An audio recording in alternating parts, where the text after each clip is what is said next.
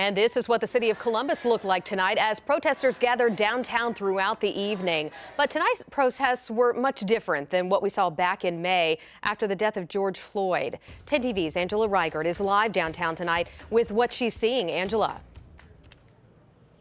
Yeah, Brittany, actually in the last half hour or so, we've seen a lot of folks go home for the night. So I want you to look over toward the State House. You just see a couple groups of people, but this is a much different scene than what we really saw throughout the afternoon and evening. We watched as those crowds of protesters continued to grow.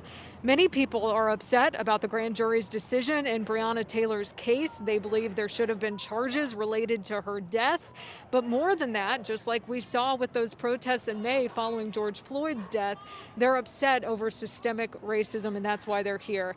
People marched in the streets. They were repeating what has become a rallying cry at these protests, saying, "Say her name."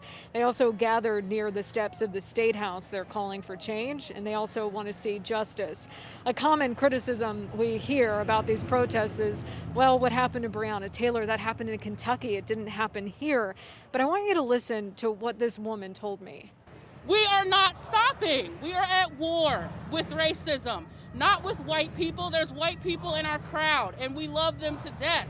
We're not at war with the cops. We're at war with racism and all the symptoms that it causes.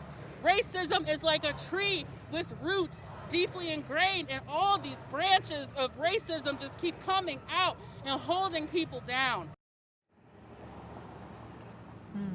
Now, we got a lot of questions on social media. What has the police presence or response been like tonight? Really, we haven't seen many officers out here at all. In fact, the only people that we saw were troopers outside of the State House, which is similar to what we saw in May. Now, we did hear leaders who were helping lead these demonstrations, these protests, tell people if any police were to show up, they wanted people not to engage with them. They say that they really wanted to keep this about Breonna Taylor and wanted to keep things calm and peaceful, and that's what we saw tonight.